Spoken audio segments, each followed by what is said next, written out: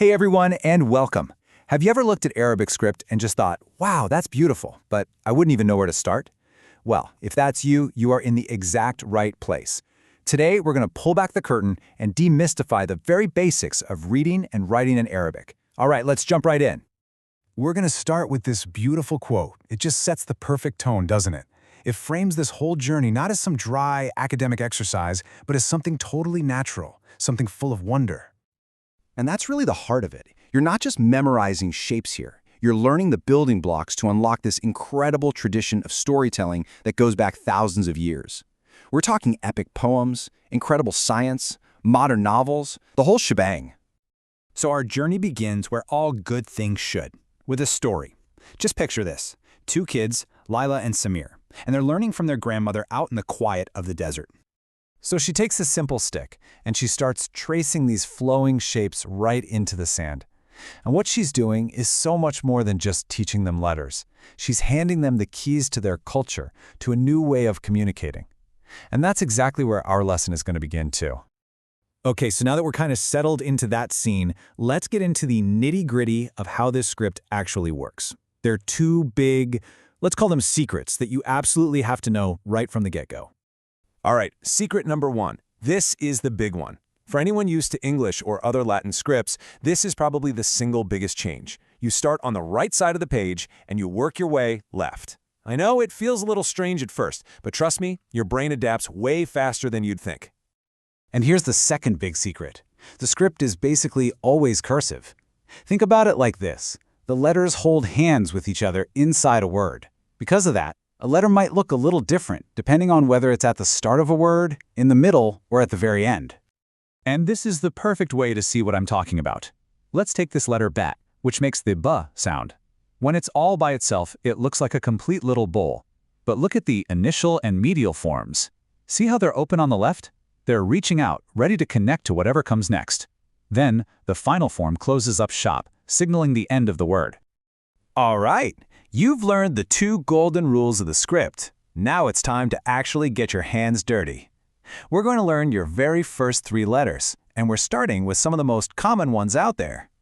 First up, we have Aleph. And honestly, it doesn't get any simpler than this. It is just a straight vertical line. That's it. It makes that long A sound. It's the very first letter of the alphabet, and it's elegant and super easy to spot. Next up is our friend Ba.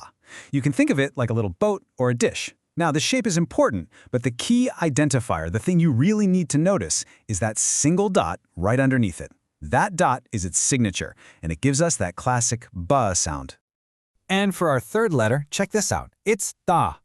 Notice something? It's the exact same bowl shape as ba. The only difference, this time it has two little dots right on top. This is why I said dots are everything in Arabic. That tiny change turns a ba sound into a ta sound. And just like that, with only three letters, you can already read and write your first Arabic word. No kidding. Look closely. You can see the ba at the beginning in its initial form connected to the next letter, and there's the ta at the end, closing the word off. This is the word bait, and it means house. You just did it. You just read Arabic. How cool is that? But hang on a second. You might have noticed something. All 28 letters in the Arabic alphabet, they're technically all consonants. So that begs the question, how do you make the short vowel sounds like a, e, and u? Yeah, it's a fantastic question, right? If Aleph gives you a long ah sound, what about all the short, quick vowels we use all the time in pretty much every language? Well, the answer isn't to add more letters. Instead, it's all about these tiny little markings that you can place above or below the consonants. And this chart shows it perfectly. Let's go back to our letter ba. If you see that little diagonal dash on top, that's called a fatha. It tells you to add a short a sound. So now it's ba. If the dash is on the bottom, a kasra, it's a short I sound, b. And if you see that little curly guy that looks kind of like a comma on top, that's a dhamma. It adds a short u sound, bu. These little marks are what give the consonants their voice. Okay, as we start to wrap this up, let's just zoom out for a second. You've just learned the absolute fundamental building blocks of the entire Arabic script. But these letters, they're so much more than just tools for writing an email. The very act of writing in Arabic culture is considered one of the highest art forms. I mean, the same exact letters you just practiced, Aleph, Ba, and Ta are the basis for these absolutely breathtaking works of calligraphy that you see in mosques and books and palaces. Every single letter you learn is a little step into that incredible artistic history.